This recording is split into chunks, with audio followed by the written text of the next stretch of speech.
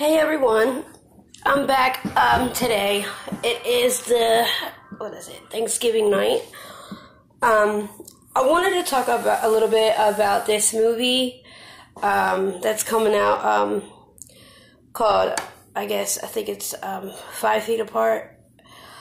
I'm actually really excited to get to see this movie because, I've never seen any movies about people that have CF. So I wanted to talk a little bit about it today and how I feel it's going to be a life of a CF person versus a life with somebody that actually has it, not just in a movie. But I do believe this movie's going to show a lot of what we go through. So I'm pretty excited about it. Like I said, like I put in my last couple of videos, I was diagnosed at 15 years old, and when I seen the previews of this movie, there's these two young adults that have CF, and one is on top of her meds and the other one is kind of rebellious. And that's the way I used to be. I used to be really rebellious because I found that I had it at 15 and I didn't have any family at all to be supportive or to encourage me at the time. So when I found out that I had CF and that it was a terminal illness that usually takes the life of the patient in a short lifetime period, and it really upset me. I was really depressed. I didn't know anybody else that had that disease, and it was pretty difficult. So for the most part of my life since I found out, from there to then, I can say that I just now started actually getting on top of my medicine when I met my husband, which was 6 years ago. So before that, I never did my medicine. I didn't do my enzymes. I didn't do anything. And it was really depressing because with my CF, without the vitamins and nutrition that we need, my teeth got all messed up. I said that in a previous video, but I'm soon getting them fixed soon. But anyway, so with this young guy in the movie not taking his medicine, I know what that's about so much. I really just didn't want to believe that I had it. I didn't want to accept it for the longest time. And I thank the Father in heaven because, most children are diagnosed maybe a couple months after being born. And I didn't get diagnosed till 15. So it was just a miracle that I last that long without real severe complications.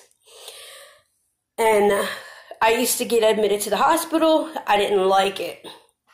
Couldn't stand it at first. After a while, it grew on me, especially after I turned 18 and I started going to the adult CF. And now every few months I have to go in because I get an infection and, got to be there for 2 weeks to sometimes even longer. And through that time, the hospital team that I see that takes care of me every time I get this infection or flare up, I really grew to I really grew attached to them, because I go to a certain floor with certain nurses, certain doctors every time I go in. So they're kind of family, and I'm not even ashamed to say that the doctors that come and see me is my best friend, best doctor friend. But just with everything that comes with CF, it's a lot. I noticed that, you know, I saw somebody else on Facebook that was talking about ports. I've actually seen videos of other people that have like ports or PICC lines. I actually have a port.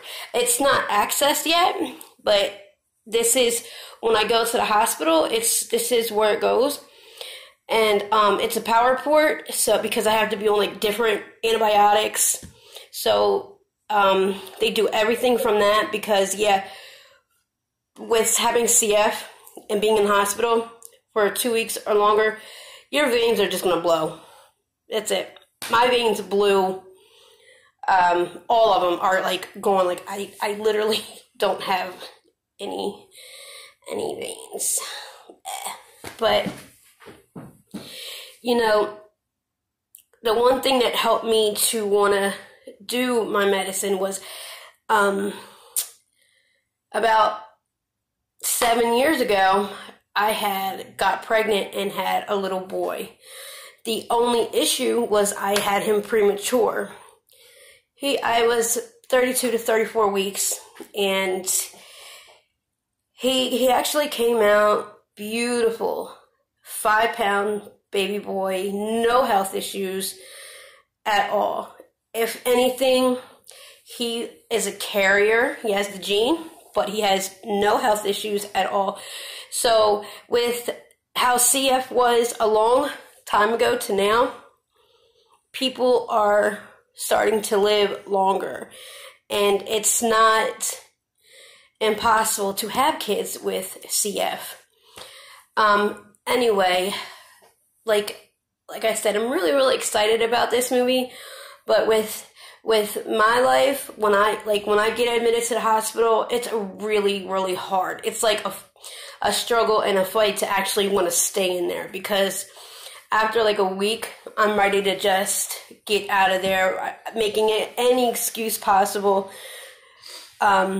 because not having any family or friends that are there and encouraging or supportive, I don't have, except for my husband, which, you know, is there every time he gets a chance.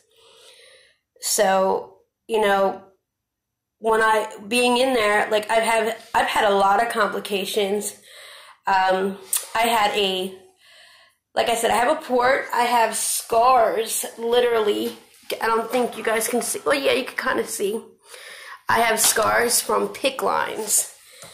And I also, with my CF, I also have what's called clubbing of the fingers, where our fingers lack oxygen, and it's like a symptom or whatever, just like with people that have CF. So see, like my fingers are really, really big. And I remember being younger, I used to get it really, really picked on and bullied as a child because of my fingers. People used to call me E.T. It was really, really difficult. It really, really hurt.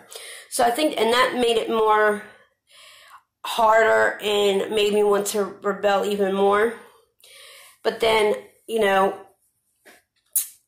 I met my husband about six going on 7 years ago, and he has been the most support, the only support I really need other than the people in the hospital.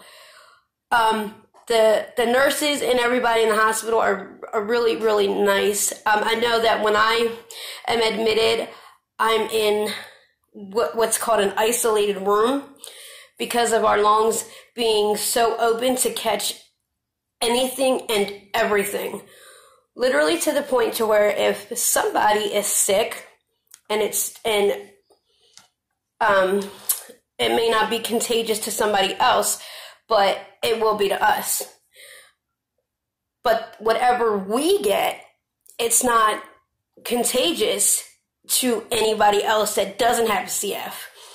Now, when I was younger and when I got pregnant with my son, I met another person with CF and became good friends with her, and I like I said, was really rebellious. So I didn't listen to the 5 feet, 6 feet rule about, you know, you guys can't be basically in the same room because you could catch each other's infections. Unfortunately, I learned the hard way. I ended up getting a flare-up and had to go and get admitted to the hospital because of hanging around with somebody else with CF.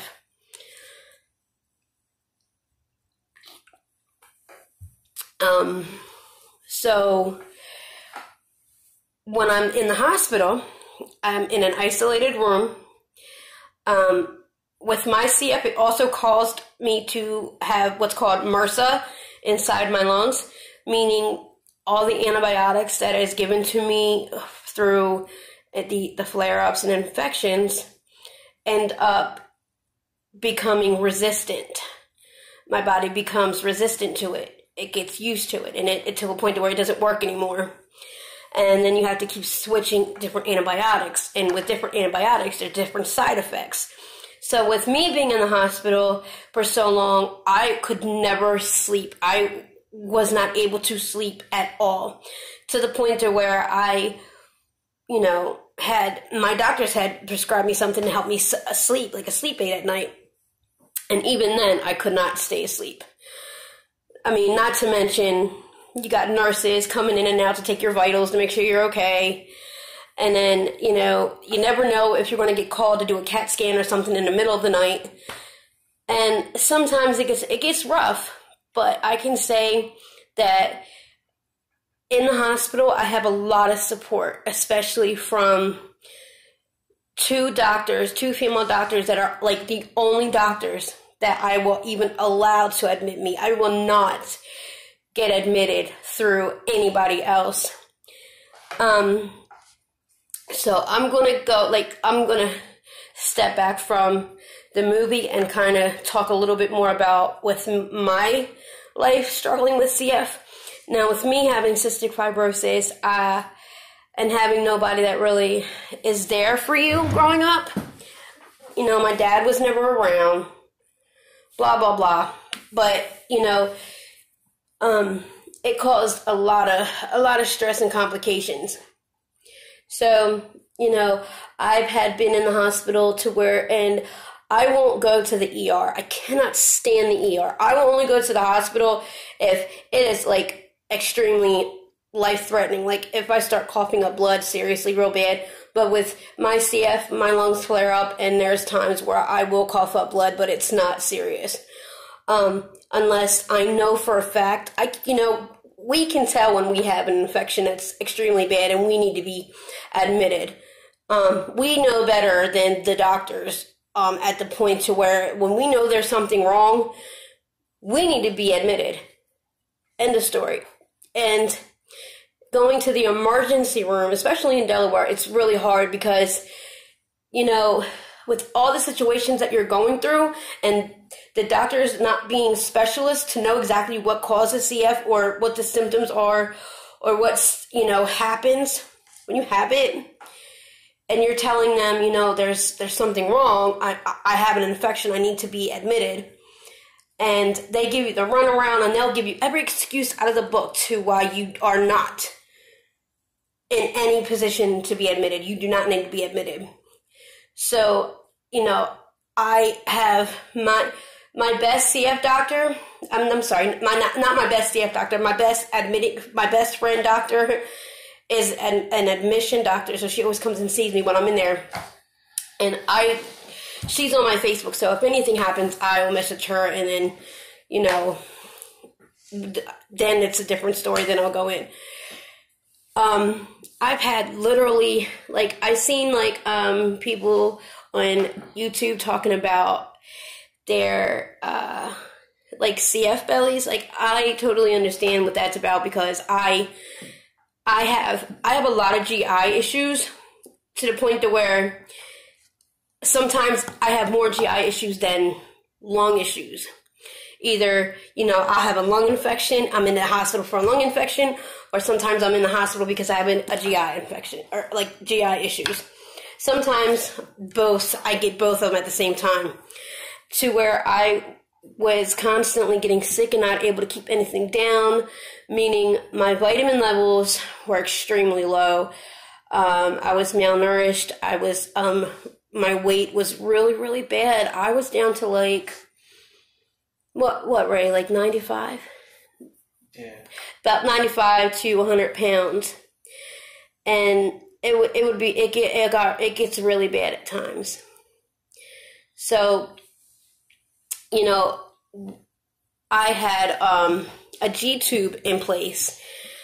It's a GJ tube. So like, and I actually have like I call it my second belly button because it never actually closed completely. So sometimes you'll hear this noise. It sounds like a balloon, like air escaping from a balloon. And if you can see that I've had like surgery after surgery. Like this was, I had my appendix taken out, thank you. And I had a bowel obstruction and I had to have surgery. And this is my GI site. So see, it's kind of like a second belly button to where it never really closed completely. But it's not a serious thing. It's not like something bad can happen. Nothing can get into it, and nothing bad happens because of it. But yeah, like CF usually leaves a lot of scars, whether it's mentally or physically. I know that our lungs are extremely scarred afterwards. But being 29 with cystic fibrosis, with me, I always think about death, and I know that's crazy to say, but what I mean by that is, you know, one thing I learned by this inspiring young lady, Claire Wineland, is that no matter how many times you try to prepare yourself for the time that you're going to pass from this disease, there's just no way. You can't prepare yourself. You know, it's going to happen when it happens. And when you think that, you're, I want to say you're going to be ready, you're not going to be ready. You have an understanding, but nobody's ready. Nobody, when the time comes, there is no being ready or comfortable with death coming, because it's not like that. It's actually, I constantly think about it because of my age. People with cystic fibrosis, they die at a very, very young age. When I first got admitted, and when I researched it, kids, their life expectation, like expectancy or whatever, at a young age, people, like children, would sometimes die with, at like 10, sometimes. It's just hard. I don't know all, like, how old kids, what their life expectancy is for every CF person. But what I can say is nowadays versus back then is we have more medications now to help us live a little longer than, what was expected years and years before, when they first found out about this disease. Because, terminal means there is no cure. But they, like I said, with these new medicines coming out, it's amazing.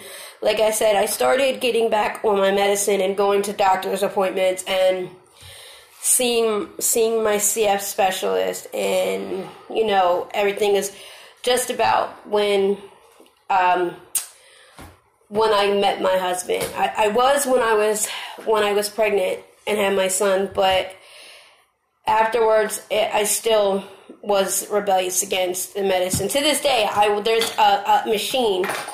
It's a vest that we put on because of all the sticky mucus that is inside of our lungs. It's, you know, with so much mucus and thick mucus, it's hard to get it up, which causes infections. Hardest fest. Hardest fest. And it's really, what is that? Harness vest. Oh, a harness vest? Oh, that's my husband. I'm guessing that's, I never really knew the name of it because I just won't get it. I just can't stand that vest. I refuse to be on a vest, and because it makes you shake, and I hate the feeling of shaking and trying to talk. So I have like a acapella, or I'll have my husband pound on, you know, my back. But with the infections that we get, what it is that because of the sticky mucus, we're always going to have infections. The infection is always going to be there, which is called Pseudomonas. Pseudomonas is always going to be there. It never really goes away. But what it does is the medications and the antibiotics help it to stay under control. See, what it is with the sticky mucus being in our lungs, the bacteria, the Pseudomonas, is an organism, and it likes to, I think that's what it is, and it likes to live in wet, damp places in your body. And with us, it's the lungs. So it never really goes away, but getting out the mucus and clearing our airways helps it to stay under control.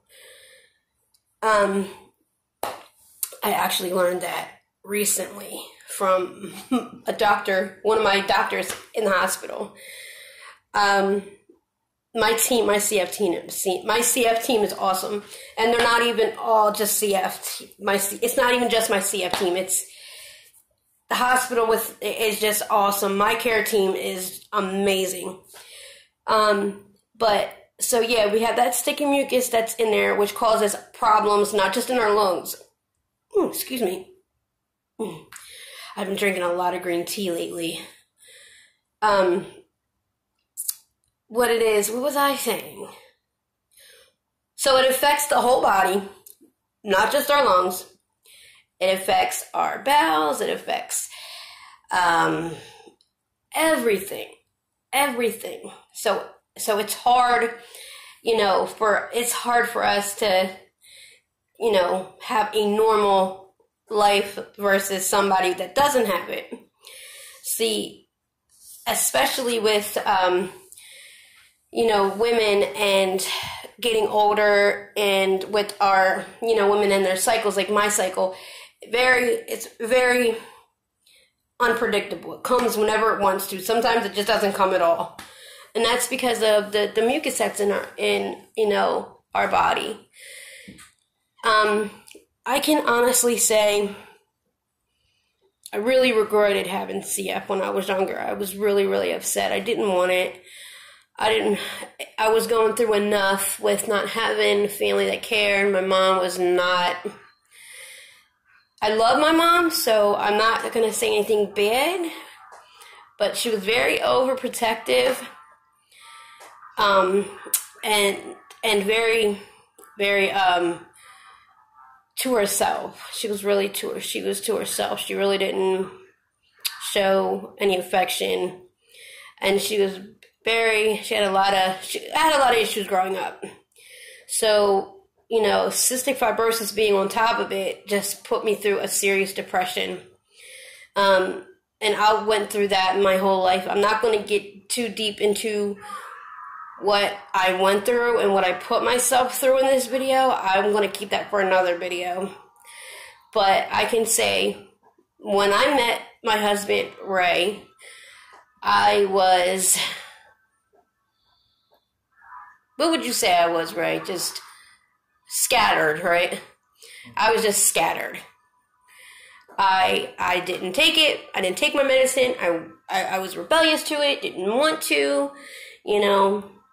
My son, he's staying with his godparents, is what I call them, because they take care of him especially because of me being in the hospital so many times. It's hard for me to take care of my son by myself. So there are people that are taking care of him for me. Again, and I will get into that in another video. But anyway, when I met my husband and got together with him, and he seen the struggle that I was going through, he literally was supportive from the beginning. He would always tell me to do my medicine, kind of like a dad lecturing his kids. My husband has lectured me so much, but always reminded me to do my medicine, and was very encouraging and supportive. So I literally started to do it, and I started feeling better. Of course, when these flare-ups happen, there's nothing we can do about that, except just pray that it's not that serious. Even though all of the infections we get are serious, but we pray that it's not that last one that's going to cause us to lose our life, or to ruin our body, completely. Like it just does. We pray that it's not that infection that does so much terminal damage to our lungs that we may need a lung transplant. And that's really hard because it's either expensive or there's you got to be lucky is all I can say. Like I said, I was blessed from the beginning, and I praise the Father God in heaven, and his son Yahushua, because I was diagnosed at 15. Even after that, I really didn't do any medicine. But what I can say now is going to the hospital when I need to be admitted, which I will not go there unless I seriously have to be admitted. I can't stay in the hospital, which I really just can't stay in the ER. I'm fine going to the hospital to be there to get better, because I know my care team does their best to get me better. But, I don't like it. But, that's the way we have to live, and we have to accept it. At some point, we need to accept the fact that we have a lung disease, and it's not going away unless they come up with a cure, which I'm not going to say they won't. I doubt it will be in my lifetime. I am on a trial of this new medication called Symdeco. What it is, it's a medication that helps your lung capacity better. It's like a 70% chance. I mean, not chance.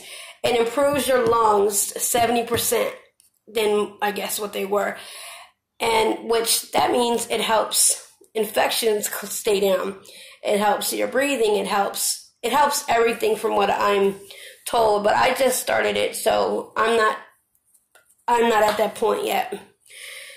But anyway, the medicine is, we have different, I call it mutations. We have different mutations of it. Different strains, different, mine, I can't even tell you what it is off the top of my head. But it, only certain mutations, are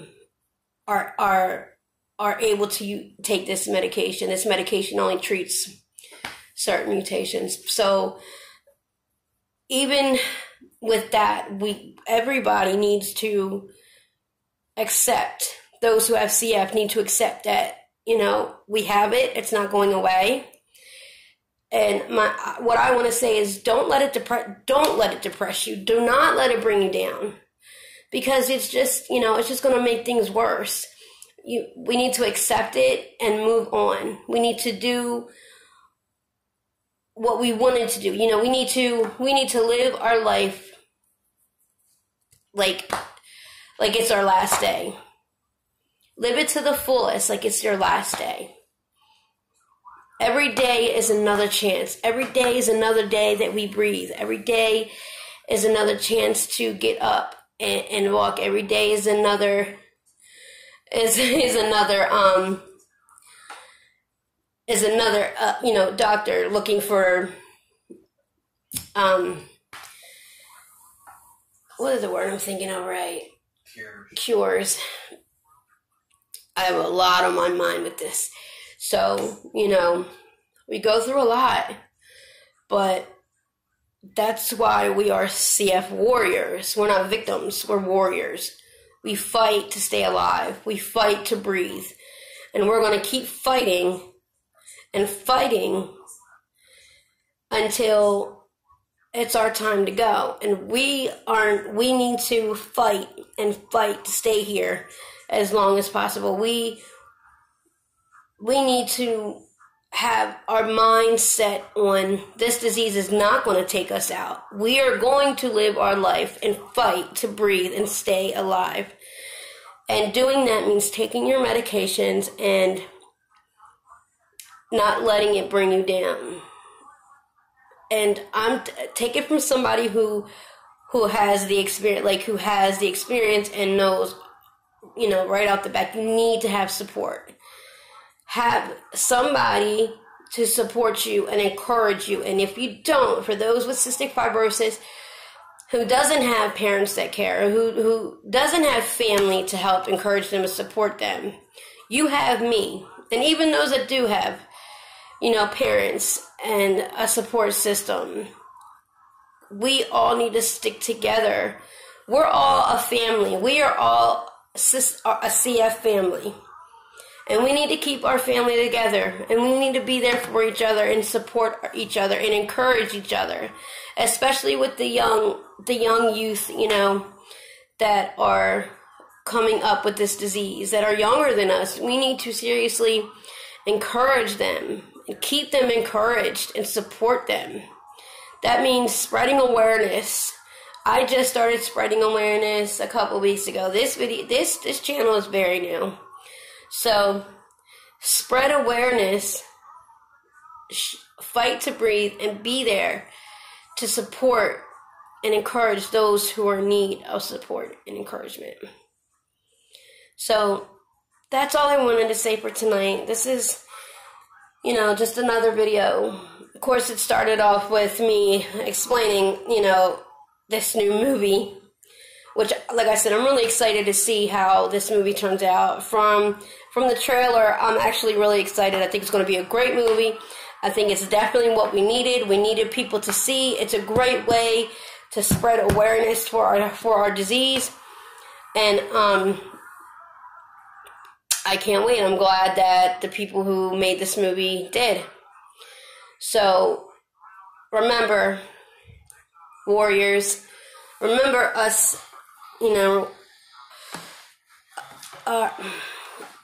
a family, CF warriors, we're a family. Fight to breathe and survive and stay alive.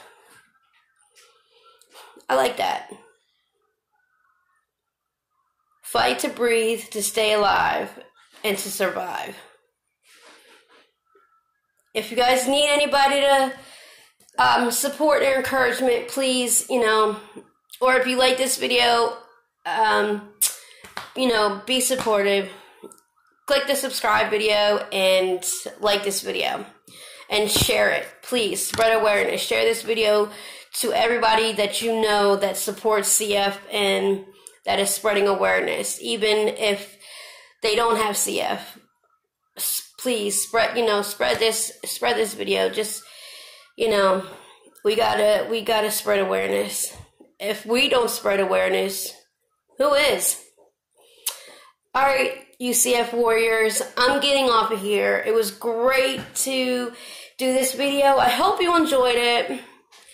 Don't be afraid to comment. You can find me on Facebook under Brandy Foster. I have 2 of them, so, add me, friend request, either one. All right, you guys, have a great night. I hope you enjoyed your day. Stay blessed. Stay breathing. Stay fighting, guys. Much love to all my CF family.